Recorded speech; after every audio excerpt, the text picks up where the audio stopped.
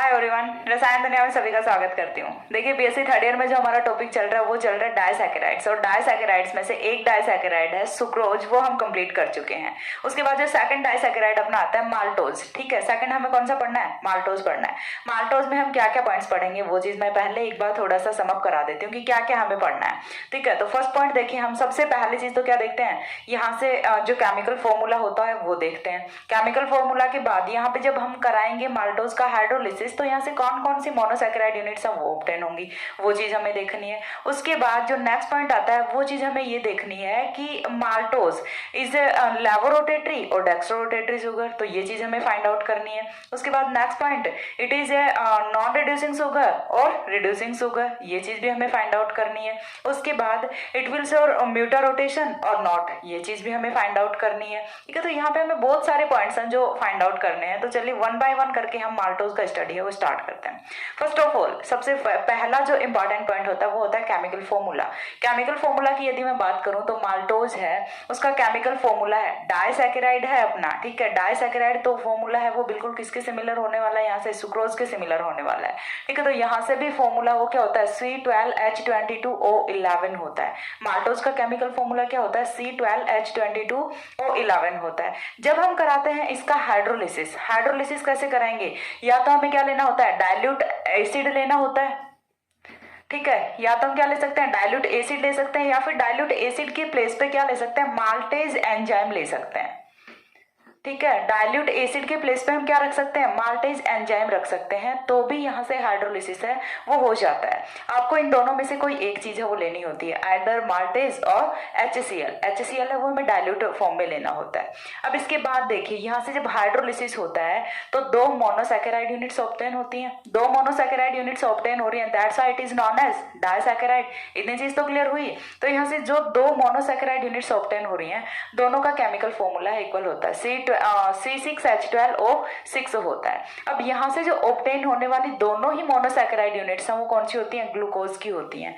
यहाँ से चीज समझ आ रही है। और ग्लूकोज भी दोनों कौन से होते हैं, अल्फा ग्लूकोज होते हैं। तो माल्टोज है वो क्या है, अल्फा ग्लूकोज की दो यूनिट्स को हम जोड़ दें तो उससे बनी जो स्ट्रक्चर उसी को हम क्या बोलते हैं, माल्टोज बोलते हैं। अब माल्टोज है, इसे माल्ट शुगर भी बोला जाता है। तो यदि एग्जाम में पूछा जाता है माल्टोज के नाम से या फिर माल्ट शुगर के नाम से, तो आपको क्या करना है, माल्टोज ही करना है, यही वाला एक्सप्लेनेशन वो करना होता है। ठीक है, तो it is also known as malt sugar, तो ये वाला पॉइंट है ये भी हम कर लेते हैं। It is also known as malt sugar. ठीक है, तो इसे क्या कहते हैं, माल्ट शुगर भी कहते हैं। माल्ट शुगर बोलो या फिर माल्टोज बोलो, दोनों एक ही चीज होती है। अब उसके बाद जो नेक्स्ट पॉइंट अपना आता है वो आता है कि हमने हाइड्रोलिसिस करा लिया तो यहाँ से दो अल्फा ग्लूकोज की यूनिट्स हैं वो ऑब्टेन हो गई। अल्फा ग्लूकोज है वो अपना कौन सा है, देखिए डी ग्लूकोज है। डी है वो तो होता है, मैंने एक चीज बताई थी आपको कि all naturally occurring carbohydrates R D carbohydrates. ठीक है, जितने भी हमें नेचर से कार्बोहाइड्रेट्स मिलते हैं ना, सारे के सारे डी कॉन्फिग्रेशन में होते हैं, एल वाले नहीं होते। एल जो कार्बोहाइड्रेट्स हैं उनका सिंथेसिस हम लैब में कर सकते हैं, लेकिन नेचर से जो भी हमें ऑब्टेन होते हैं सारे के सारे क्या होते हैं, डी कार्बोहाइड्रेट्स होते हैं। तो डी ग्लूकोज है, डी का तो हमें कोई चक्कर ही नहीं है, ये तो पता ही है कि डी ही होते हैं सारे के सारे कार्बोहाइड्रेट्स। अब उसके बाद यहाँ पे जो नेक्स्ट पॉइंट आता है वो आता है प्लस और माइनस का। अल्फा के बारे में सारे लोग जानते हैं, अल्फा बीटा हम पहले बिल्कुल अच्छे से पढ़ चुके हैं। उसके बाद जो सेकंड पॉइंट आता है वो आता है ये प्लस का। तो ये मैंने जब सुक्रोज पढ़ाया था आपको तब भी बताया था कि प्लस और माइनस है, ये हम किसके लिए लिखते हैं, ये हम लिखते हैं कि ये प्लेन पोलराइज्ड लाइट को। ठीक है, यानी कि PPL। PPL अपना क्या होता है, प्लेन पोलराइज्ड लाइट। ये प्लेन पोलराइज्ड लाइट को क्लॉकवाइज रोटेट कर रहे हैं या फिर एंटी क्लॉकवाइज रोटेट कर रहे हैं, उसके बेसिस पे हम इसे प्लस माइनस या फिर डी और एल लिखते हैं। ठीक है, एक तो क्या लिख सकते हैं प्लस, और प्लस के लिए ऑलवेज कौन सा लिखते हैं, स्मॉल डी लिखते हैं। एक होता है माइनस, और माइनस के लिए कौन सा लिखते हैं, एल लिखते हैं, स्मॉल एल लिखते हैं। तो ये जो डी एल या फिर प्लस माइनस है ना, ये किसको शो करता है, ऑप्टिकल एक्टिविटी को शो करता है। ठीक है, ये किसको शो कर रहा है, ऑप्टिकल एक्टिविटी को। और यदि हम बात करते हैं इस वाले डी, कैपिटल डी और कैपिटल एल की, तो ये किसे शो करता है, कॉन्फ़िगरेशन को शो करता है, और स्मॉल डी और स्मॉल एल या फिर प्लस और माइनस है, ये किसे शो करता है, ऑप्टिकल एक्टिविटी को शो करता है। D means dextro rotatory, L means levo rotatory, ठीक है, प्लस यानी कि क्लॉकवाइज डेक्स्ट्रो रोटेटरी और क्लॉकवाइज, एल यानी कि माइनस या फिर एंटी क्लॉकवाइज। तो इस तरह से यहाँ पे इनका ऑप्टिकल एक्टिविटी होता है। यदि कोई भी अपना ये वाला ग्लूकोज है, ये क्या कर रहा है, प्लेन पोलराइज्ड लाइट को डेक्स्ट्रो रोटेटरी रोटेट कर रहा है, ठीक है, क्लॉकवाइज रोटेट कर रहा है, तो हम इसे क्या बोलते हैं, डी या फिर प्लस शुगर बोलते हैं। और हमने देखा था फ्रक्टोज का केस, तो फ्रक्टोज क्या कर रहा था, एंटी क्लॉकवाइज रोटेट कर रहा था प्लेन पोलराइज्ड लाइट को, पीपीएल को, तो फिर हम उसे क्या बोलते हैं, माइनस या फिर लेवो रोटेटरी शुगर बोलते हैं, ठीक है। तो ओवरऑल हमें बात किसकी करनी है, यहाँ पे माल्टोज की बात करनी है। तो maltose is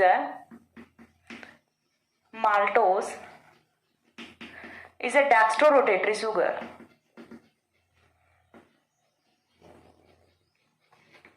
dextrorotatory sugar, maltose है वो अपना क्या होता है, डेक्स्ट्रोरोटेटरी सुगर होता है। अब क्यों होता है डेक्स्ट्रोरोटेटरी, हमने देखा था कि सुक्रोज है वो पहले तो क्या था, डेक्स्ट्रोरोटेटरी था, लेकिन आफ्टर हाइड्रोलिसिस वो क्या हो जाता है, लेवोरोटेटरी हो जाता है।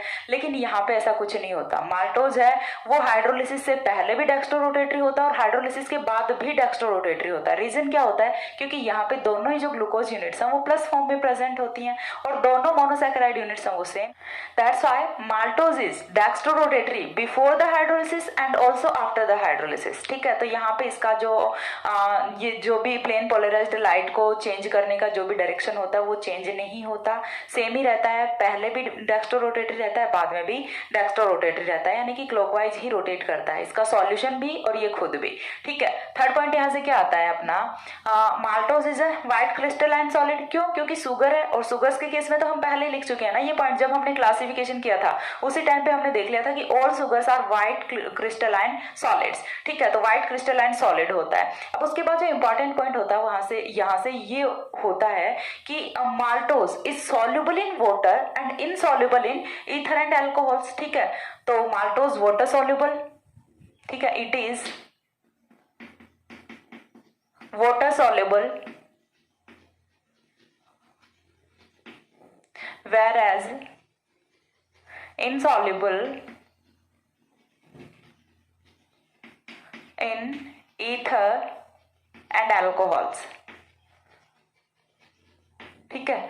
चीज क्लियर हुई यहाँ से कि माल्टोज है वो अपना वाटर सॉल्युबल होता है और ईथर और अल्कोहल में इनसॉल्युबल होता है। अगेन देखिए यदि हम बात करें तो माल्टोज है क्या, वो शुगर है अपना, ठीक है, व्हाइट क्रिस्टलाइन सॉलिड होता है, तो सारे के सारे जो शुगर्स होते हैं ना वो वाटर में तो डिजोल्व हो जाते हैं। मैंने आपको बेस्ट एग्जाम्पल वो बताया था अपना चीनी का, जो शुगर हम घर में यूज करते हैं उसका, कि उसे अपना अल्कोहल में डिजोल्व करके देख लीजिए, वाटर में डिजोल्व करके देख लीजिए, वाटर में तो वो इजिली हो जाता है बट अल्कोहल में नहीं होता, ठीक है। तो ये चीज आपको यहाँ से कंफर्म होनी चाहिए कि all sugars are water soluble but insoluble in organic solvents, ये भी हम बोल सकते हैं क्योंकि ether and alcohol both are organic solvents, तो ऑर्गेनिक सॉल्वेंट्स में जो अपने शुगर्स हैं वो इनसॉल्युबल होते हैं, ठीक है। तो यहाँ से ये हो गया अपना third point, white crystalline solid होता है, इसे आई थिंक मेंशन करने की कोई नीड नहीं है क्योंकि ये तो क्लासिफिकेशन में ही हम पढ़ चुके होते हैं, तो इतना तो खुद से कर सकते हो। अब इसके बाद जो नेक्स्ट पॉइंट आता है वो ये आता है,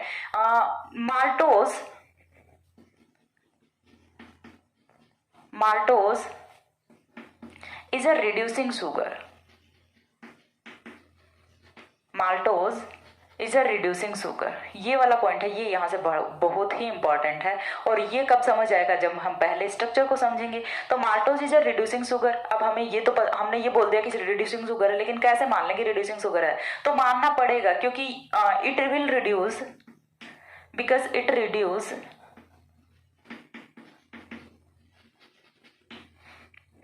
Fehling solution and tolerance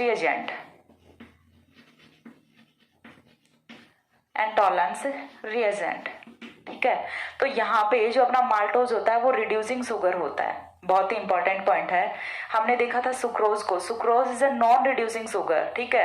reason क्या था, क्योंकि दोनों जो मोनोसैकेराइड यूनिट्स हैं उनके फंक्शनल ग्रुप हैं वो बॉन्डेड फॉर्म में थे, फ्री फॉर्म में प्रेजेंट ही नहीं थे, that's why sucrose is a non reducing sugar. But maltose is a reducing sugar and reason क्या होने वाला है इसका वो हम यहाँ पे स्टडी करेंगे। और क्यों होता है रिड्यूसिंग शुगर, क्योंकि ये फेलिंग सॉल्यूशन और टॉलरेंस रिएजेंट को रिड्यूस करता है, तो इसीलिए हम इसे रिड्यूसिंग शुगर बोल रहे हैं। लेकिन करता क्यों है रिड्यूस, तो वो चीज उससे पहले एक बार हम देखते हैं हाउ हावर्थ फॉर्मूला, उसके बाद हम आगे के जो पॉइंट्स हैं वो देखेंगे। तो देखिए हावर्थ फॉर्मूला पे हम आते हैं। हमने बोला कि रिड्यूसिंग शुगर है, लेकिन है तो क्यों है, इसकी स्ट्रक्चर में ऐसा क्या होता है जिसकी वजह से ये फैलिंग सॉल्यूशन और टॉलरेंस रिएजेंट को रिड्यूस कर देता है। तो देखिए वो चीज हमें यहाँ पे देखनी है।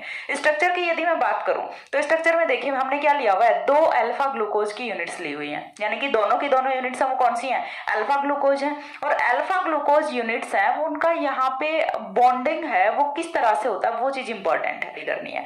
तो सबसे पहले देखिए एक बार हम एक इंडिविजुअल यूनिट को देख लेते हैं, दूसरी को एक बार के लिए हम भूल जाते हैं। मत सोचो कि इधर कोई यूनिट रखी भी है, ठीक है, हम सिर्फ इतनी यूनिट को देख रहे हैं, इतनी यूनिट को देख रहे हैं। तो देखिए ये उतना होता है carbon number 1, carbon number 2, carbon number 3, 4, 5 and 6 carbon हो गए अपने। अब हम अल्फा और बीटा वो किसके बेसिस पे डिसाइड करते हैं, कार्बन नंबर 1 पे हाइड्रोक्सिल का जो कॉन्फ़िगरेशन होता है उसी के बेसिस पे। कार्बन नंबर 1 पे हाइड्रोक्सिल है वो डाउन साइड होता है, तो अपनी जो ग्लूकोज की यूनिट है वो कौन सी होती है, अल्फा यूनिट होती है। तो यहाँ पे देखिए बिफोर द हाइड्रोलिसिस क्या रहा होगा, सॉरी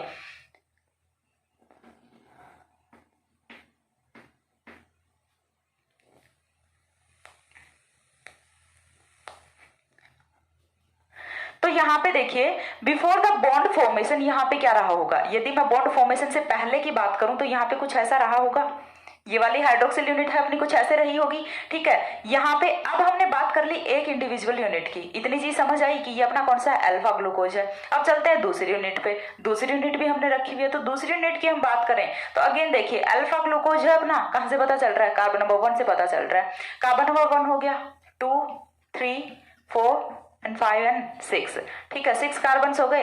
अब कार्बन नंबर 1 का तो हमें पता चल गया, कार्बन नंबर 4 पे हाइड्रोक्सिल है वो कहाँ पे होता है, ऑल्सो डाउन साइड होता है। तो यहाँ पे भी हाइड्रोक्सिल है वो कहाँ पे होता है, डाउन साइड होता है। और यहाँ से देखिए होता क्या है कि एक H2O का मॉलिक्यूल है वो माइनस होता है जब इसकी फॉर्मेशन होती है, ठीक है। मैं बात किसकी कर रही हूँ, फॉर्मेशन की बात कर रही हूँ। जब इसकी फॉर्मेशन होती है तो यहाँ से एक H2O का मॉलिक्यूल है वो माइनस हो जाता है, और जैसे ही H2O का मॉलिक्यूल माइनस हो गया तो यहाँ से देखिए इस वाले कार्बन पे चार्ज कौन सा बचा, पॉजिटिव चार्ज बचा। इस वाले ऑक्सीजन पे चार्ज कौन सा बचा, नेगेटिव चार्ज बचा। और वही तो हो रहा है, पॉजिटिव कार्बन और ऑक्सीजन के बीच में ही बॉन्ड की फॉर्मेशन हो रही है। तो देखिए यहाँ से टेक्निकली हुआ क्या है कि H2O का मॉलिक्यूल माइनस होने के बाद जो बॉन्ड की फॉर्मेशन हुई है वो कुछ इस तरह का बॉन्ड है। अब यहाँ से इतनी चीज देखने के बाद हमें एक चीज समझ आई है कि यहाँ पे जो ग्लाइकोसाइडिक बॉन्ड, ये कौन सा बॉन्ड है, ग्लाइकोसाइडिक बॉन्ड है। यहाँ पे जो ग्लाइकोसाइडिक बॉन्ड है वो कौन कौन से कार्बन के बीच में प्रेजेंट है। तो देखिए यहाँ से कार्बन नंबर 1 और कार्बन नंबर 4, तो हम इसे क्या बोलेंगे, 1,4 ग्लाइकोसाइडिक बॉन्ड बोलेंगे,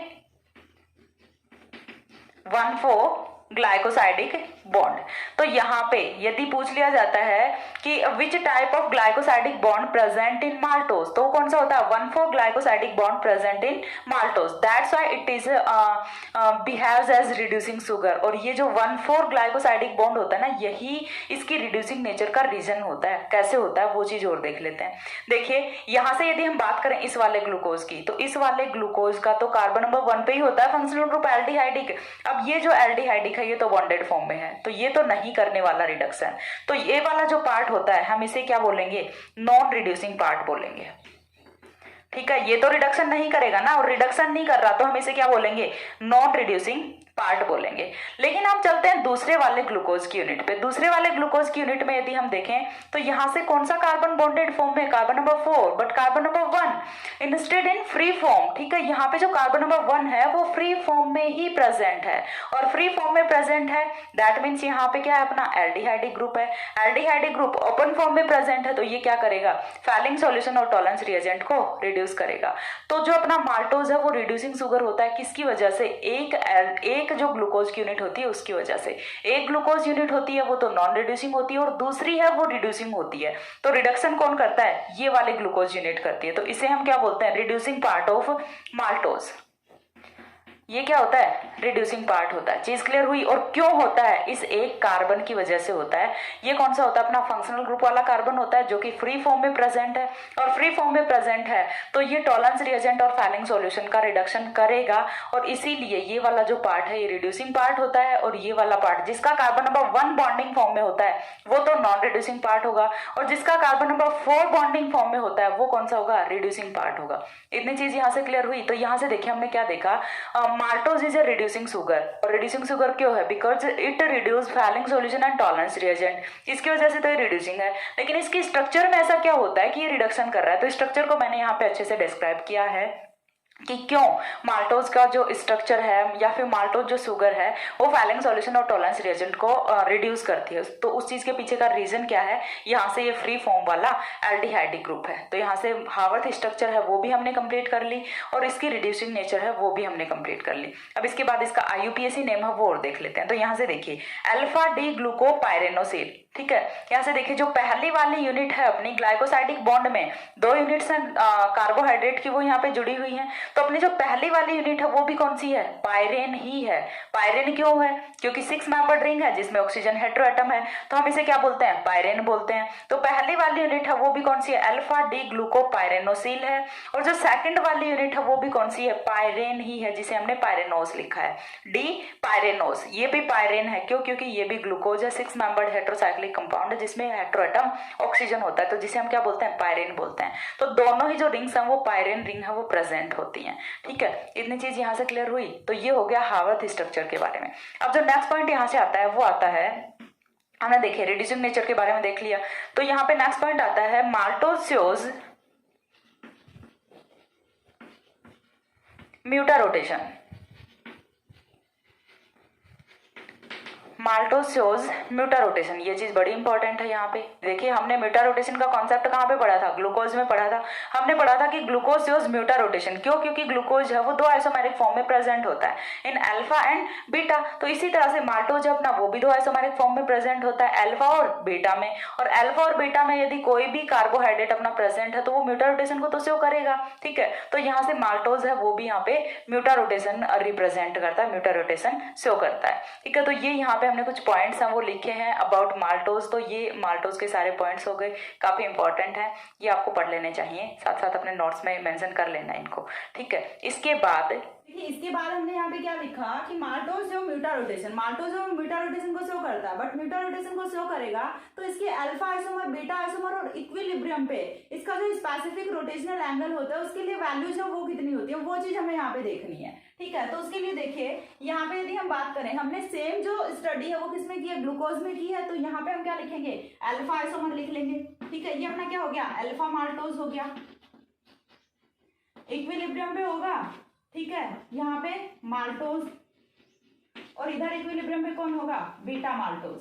आई थिंक विजिबल होगा आपको ये यहाँ तक, ठीक है। हमने क्या लिया? अल्फा माल्टोज लिया, माल्टोज लिया और बीटा माल्टोज लिया। तो सबसे पहली चीज तो हमें देखना है कि माल्टोज के लिए जो एंगल होता है वो कितना होता है? +136 डिग्री होता है, ठीक है। माल्टोज के लिए जो एंगल होता है वो कितना होता है? +136 डिग्री होता है। बीटा माल्टोज के लिए यदि मैं बात करूं तो ये कितना होता है? +112 डिग्री होता है, ठीक है। बीटा माल्टोज के लिए कितना होता है? +112 डिग्री होता है। और अल्फा के लिए ये एंगल है, ये होता है +168 डिग्री, ठीक है। तो यहाँ से क्लियर हुआ कि किस तरह से यहाँ पे म्यूटा रोटेशन वो प्रेजेंट होता है। अल्फा माल्टोज है उसके लिए रोटेशन एंगल, जब हमने अल्फा माल्टोज को डिसॉल्व किया वाटर में तो उस टाइम पे उस फ्रेश सॉल्यूशन का जो रोटेशनल एंगल है, जो स्पेसिफिक रोटेशन है वो कितना होता है? 168 डिग्री होता है। और कौन से डायरेक्शन में होता है? क्लॉकवाइज डायरेक्शन में होता है। That's why we take it into plus form, ठीक है। इसीलिए तो हमने इसे क्या रखा है? प्लस रखा है, क्यों? क्योंकि क्लॉकवाइज डायरेक्शन में होता है। तो यहाँ से देखिए जब हमने अल्फा माल्टोज का फ्रेश सॉल्यूशन लिया है तो उसके लिए स्पेसिफिक रोटेशन है वो होता है +168 डिग्री। लेकिन थोड़े टाइम पे रखेंगे तो ये जो रोटेशन, ये जो स्पेसिफिक रोटेशन है ये चेंज होकर कितना हो जाता है? +136 डिग्री हो जाता है। सेम वे में यदि हम बात करते हैं बीटा माल्टोज की, तो बीटा माल्टोज का जो फ्रेश सॉल्यूशन है उसके लिए स्पेसिफिक रोटेशन है वो क्या होता है? +112 डिग्री होता है। और जो कि थोड़े टाइम में रखने के बाद ये इंक्रीज करके कहाँ पे पहुंच जाता है? 136 डिग्री पे पहुंच जाता है। यानी कि ये वाली 136 डिग्री है, ये इसका इक्विलिब्रियम पॉइंट होता है जहां पे ये माल्टोज की फॉर्म में प्रेजेंट होता है। और यहाँ पे यदि बात करें तो अल्फा आइसोमर में, यहाँ पे यदि बात करें तो बीटा आइसोमर में। यहाँ से देखिए ये वाला भी प्लस है, ये वाला भी प्लस है, ये वाला भी प्लस है। इन सभी प्लस की वजह से ही हमने क्या लिखा है? Maltose is a dextro rotatory sugar. तो यहाँ से कॉन्सेप्ट है, आई थिंक आपको सारी की सारी टर्म्स हैं वो क्लियर हुई होंगी कि क्या डेक्स्ट्रो रोटेटरी होता है, क्यों ये रिड्यूसिंग होता है, कौन सा रिड्यूसिंग पार्ट होता है, कौन सा नॉन रिड्यूसिंग पार्ट होता है, क्या इसकी हावर्थ स्ट्रक्चर होती है, कौन सा ग्लाइकोसाइडिक बॉन्ड यहाँ पे प्रेजेंट होता है। इवन सारी चीजें मैंने बहुत ही डिटेल में एक्सप्लेन की हैं। तो इसके बाद माल्टोज में आई थिंक कुछ नहीं बचता। माल्टोज है वो अपना कंप्लीट होता है। सुक्रोज और माल्टोज 2 शुगर्स हैं वो हम कंप्लीट कर चुके हैं। इसके बाद जो थर्ड अपना शुगर बचता है वो बचता है लैक्टोज, जिसे मैं नेक्स्ट वीडियो में एक्सप्लेन करूंगी। तब तक के लिए सी या, have a good day, thanks for watching. And one more thing, देखिए यहाँ से यदि मैं बात करूँ बीएससी फर्स्ट ईयर की वीडियोस हैं वो नहीं आ रही हैं, ठीक है, क्योंकि कुछ टेक्निकल इश्यूज चल रहे हैं। मैंने वीडियोस हैं वो रिकॉर्ड करके रखी हुई हैं। ऐसा नहीं है कि मैम एक बार के लिए एक क्लास का स्टार्ट कर देती हैं और फिर दूसरी क्लास को भूल ही जाती हैं। नहीं, मेरे को सारी क्लासेज याद हैं और मैंने बीएससी फर्स्ट ईयर की वीडियोज हैं वो रिकॉर्ड करके रखी हुई हैं, लेकिन कुछ टेक्निकल इश्यूज की वजह से वो मैं अपलोड नहीं कर पा रही हूँ। सो टेंशन की बात नहीं है। यदि आपने ये यहाँ तक देखा है वीडियो को, तो जो फर्स्ट ईयर वाले बच्चे हैं कोई कॉन्टैक्ट में है तो उनको बता दो। शायद वो तो नहीं देखेंगे इस वीडियो को, ठीक है, बट होप सो कि वो देखें। और मैंने अपना ईमेल अकाउंट है, ईमेल जो आईडी है वो हर वीडियो के डिस्क्रिप्शन में मैं डाल रही हूँ, तो आप वहाँ से जाके उसे चेक करिए। nidhibamboria@gmail.com मेरी ईमेल आईडी है। आप वहाँ से मेरे को वीडियोज़ के रिगार्डिंग यदि आपकी कोई भी क्वेरी होती है, कोई भी आपको डाउट होता है, तो आप ईमेल मेरे को पोस्ट कर सकते हैं। मैं 100% आपको उसका रिप्लाई करूँगी जितना पॉसिबल हो सकेगा, ठीक है।